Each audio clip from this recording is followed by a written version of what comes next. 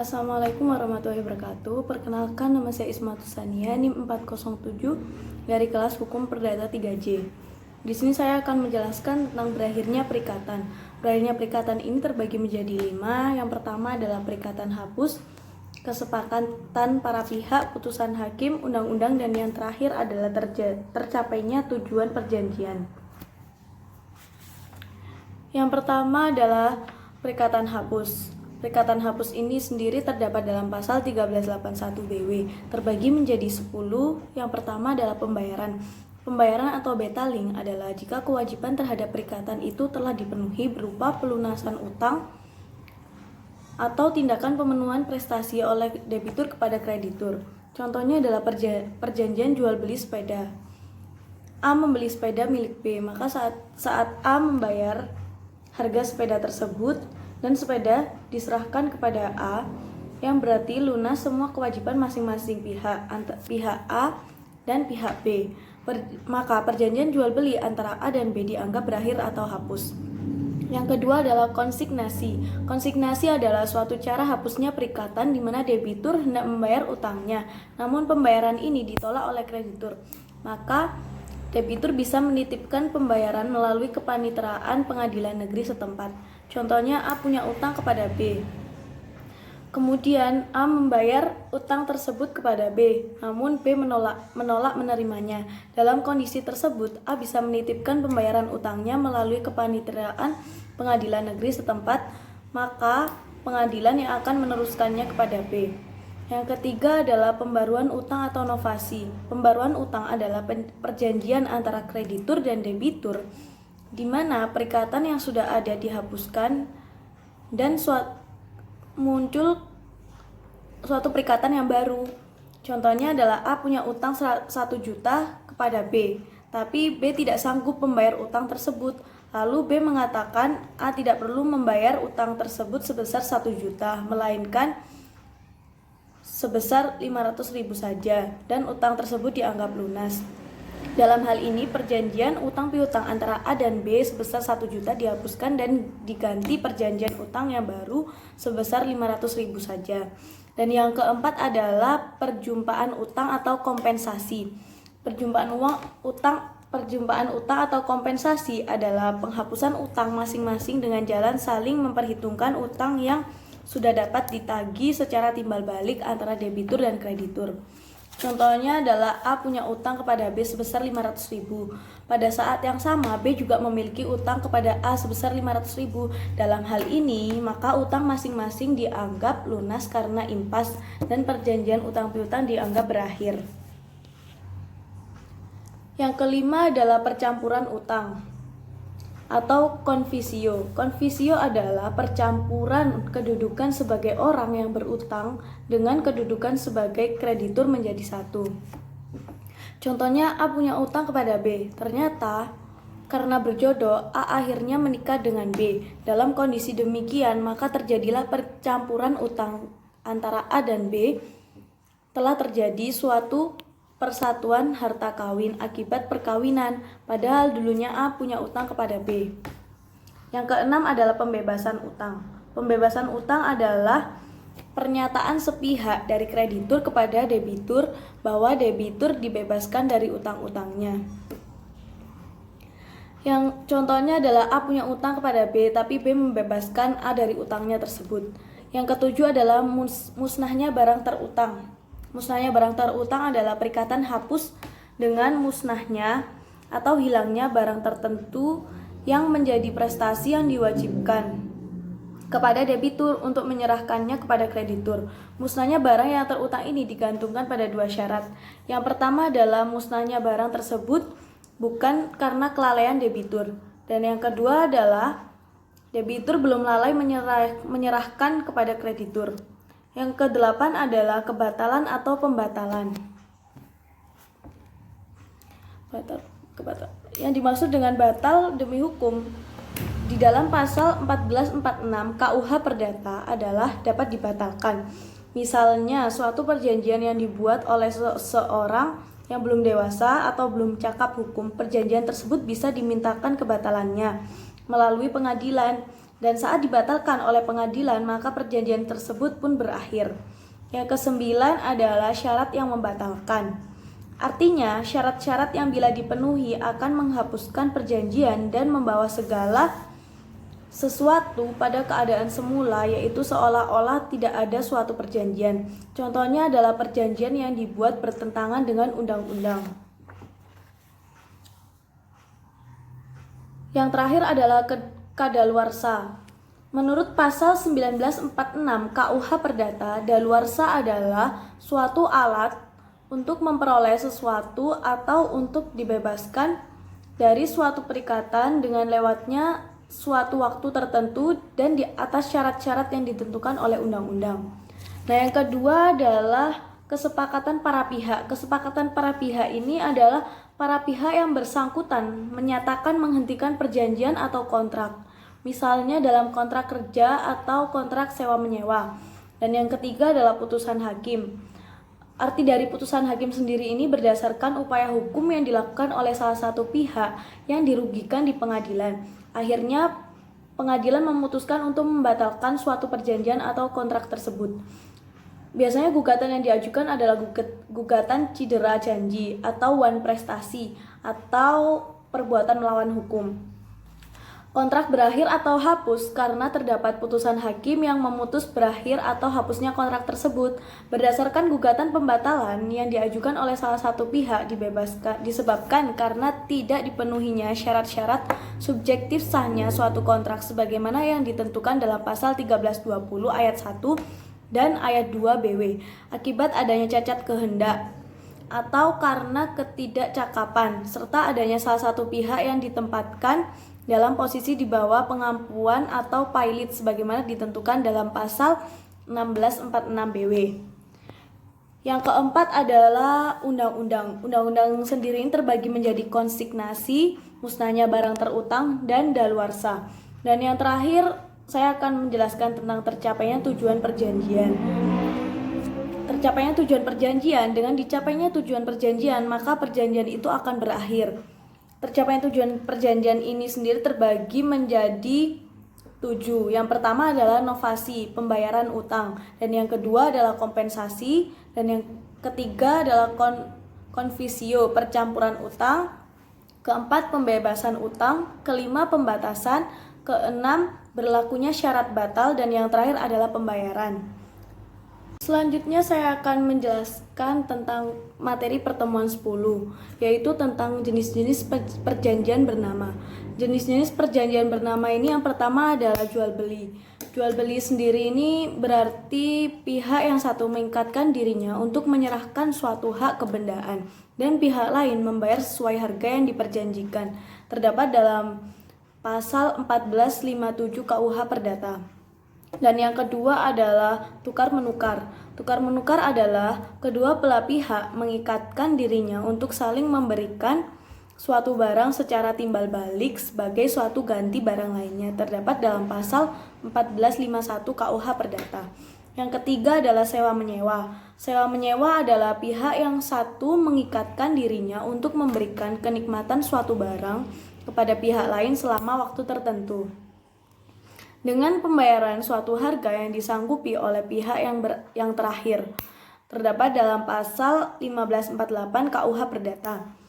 Yang keempat adalah perjanjian melakukan pekerjaan atau pemborongan, yaitu suatu perjanjian saat pihak yang satu, yaitu si buruh, mengikatkan dirinya untuk berada di bawah perintah pihak yang lain, yaitu si majikan, untuk suatu waktu tertentu melakukan pekerjaan dengan menerima upah. Dalam pasal 1601A KUH Perdata. Yang kelima adalah penitipan barang. Penitipan barang ini terjadi apabila seseorang menerima sesuatu barang dari orang lain dengan syarat bahwa ia akan menyimpannya dan mengembalikannya dalam wujud asalnya. Dan keenam adalah pinjam pakai.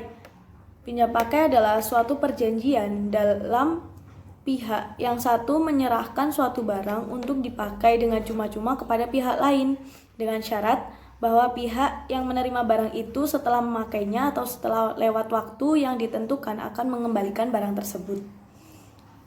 Yang ketujuh adalah pinjam-meminjam.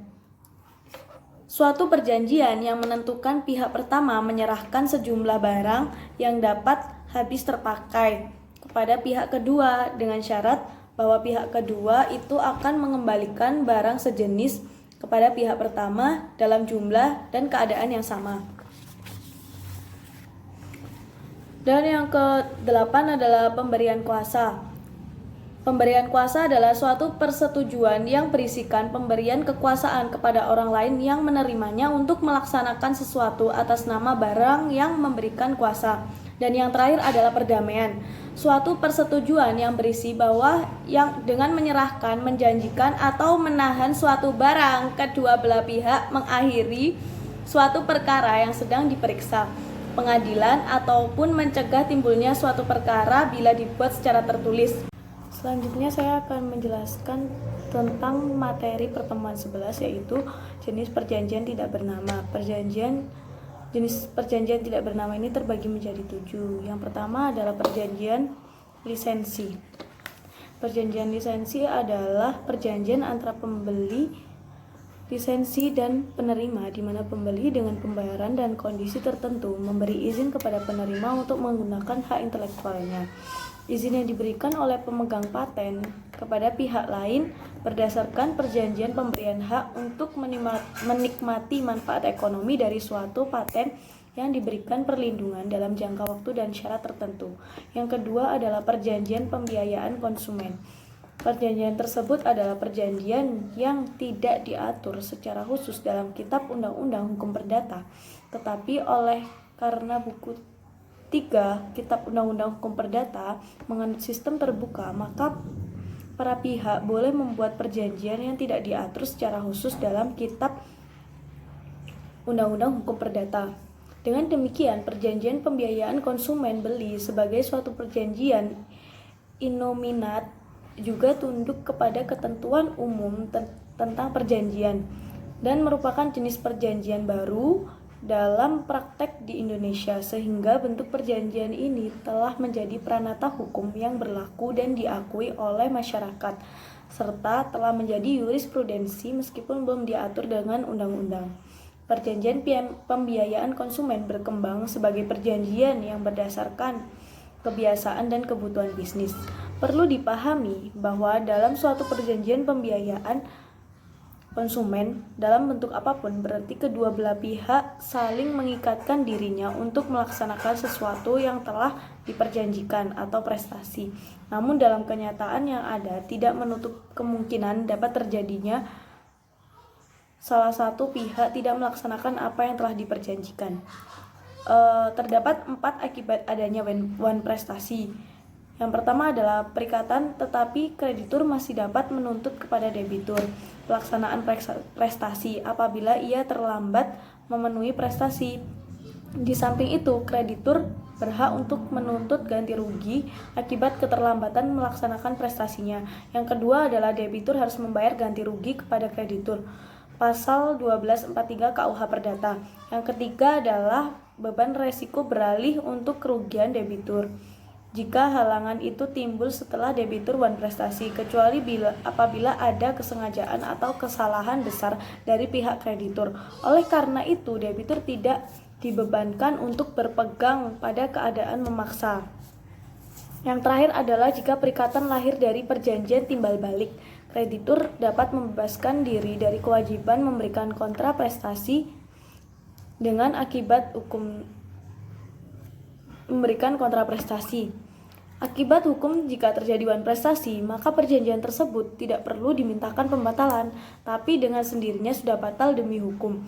Namun ketentuan pasal 1266 ayat 2 menjelaskan bahwa akibat hukum one prestasi tidak batal demi hukum, namun harus dimintakan pembatalan kepada hakim. Kemudian pasal 1244 sampai pasal 1252 KUH Perdata menjelaskan mengenai ganti rugi atas one prestasi, yaitu dengan membayar kerugian nyata yang dialami, ongkos-ongkos yang digunakan, serta dibolehkan untuk menuntut kehilangan keuntungan yang diharapkan. Yang ketiga adalah perjanjian sewa beli. Perjanjian sewa beli ini jual beli barang di mana penjual melaksanakan penjualan barang dengan cara memperhitungkan setiap pembayaran yang dilakukan oleh pembeli dengan pelunasan atas harga yang telah disepakati bersama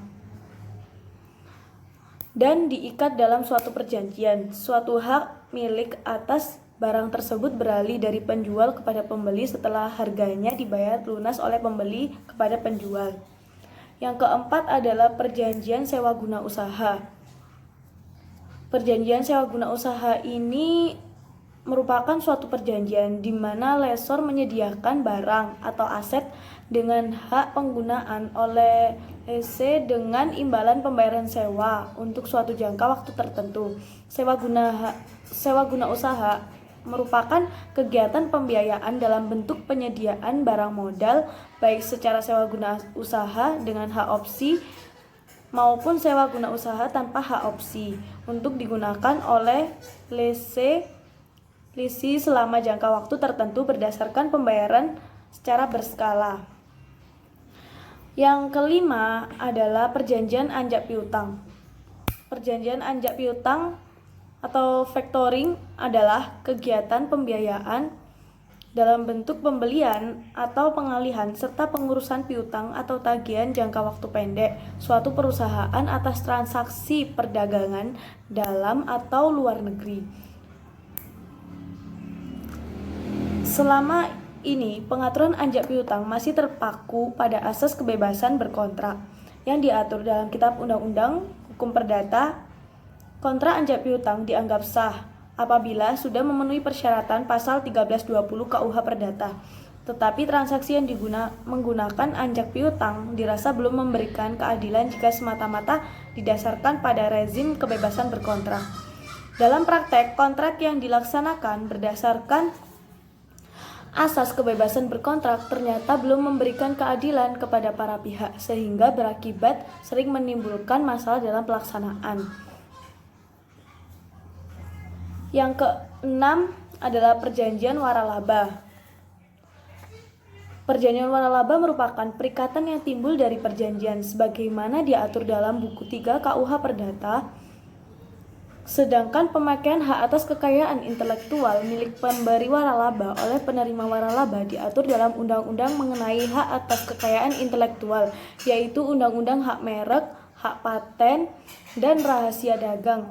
Adanya pelanggaran yang dilakukan oleh para pihak dalam perjanjian waralaba yang dibuat berdasarkan kesepakatan para pihak seringkali cenderung melindungi pemberi waralaba, antara lain mengenai pemutusan hubungan kerjasama sebelum jatuh tempo yang dilakukan pemberi waralaba terhadap penerima waralaba. Masalah ini sering muncul sehubungan dengan perlindungan terhadap waralaba karena adanya kekhawatiran akan adanya pemutusan secara sepihak sebuah kontrak perjanjian antara pihak franchisor atau pemberi waralaba dengan pihak franchise penerima waralaba. Selain itu, kewajiban-kewajiban dalam suatu kontrak waralaba berpotensi dan terkadang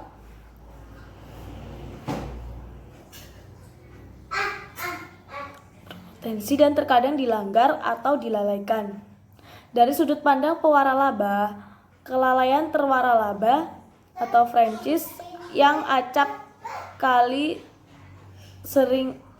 terjadi adalah kelalaian pembayaran barang atau royalti dan kelalaian untuk mematuhi sistem resiko lain yang terjadi akibat hukum franchise. Ini berada di pihak franchise karena pada dasarnya franchise merupakan pihak yang mandiri di dalam menjalankan bisnis franchise. Dan yang terakhir adalah perjanjian BOT. Perjanjian ini merupakan salah satu bentuk pembiayaan proyek pembangunan yang mana kontraktor harus menyediakan barang pendanaan untuk proyek tersebut. Juga kontraktor harus menanggung pengadaan material, peralatan, jasa lain yang dibutuhkan untuk kelengkapan proyek. Kontraktor diberikan hak untuk mengoperasikan dan mengambil manfaat ekonominya sebagai penggantian atas semua biaya yang telah dikeluarkan untuk selama waktu tertentu. Perjanjian BOT yang dibuat pada asasnya menjalankan suatu asas kerjasama yang saling menguntungkan, di mana pemilik lahan yang semula hanya memiliki lahan atau beserta bangunannya, di mana pemilik saja setelah adanya kerjasama dengan perjanjian BOT pada suatu saat akan memiliki bangunan atau bangunan yang lebih baik dari bangunan semula. Begitu pula pihak pemerintah yang semula hanya pemegang hak eksklusif saja, yang bila mana akan mewujudkan fisik bangunannya tidak mempunyai dana yang cukup. Setelah adanya kerjasama dalam bentuk perjanjian BOT diharapkan akan memiliki fisik bangunan. Demikian pula bagi pihak investor, dengan adanya kerjasama dalam perjanjian BOT akan mendapat suatu keuntungan dari pengelolaannya. Adanya asas kepastian hukum bahwa pada suatu saat investor akan mengembalikan bangunan beserta fasilitasnya yang melekat padanya atau aset bersangkutan kepada pihak pemilik lahan atau pemegang hak eksklusif. Kemudian yang ketiga adalah asas musyawarah. Arti dari asas musyawarah sendiri, jika timbul perselisihan antara pihak investor dengan pihak pemilik lahan, pemegang hak eksklusif, baik saat membangun, mengoperasionalkan hasil bangunan serta hal lainnya. Sekian presentasi dari saya. Wassalamualaikum warahmatullahi wabarakatuh.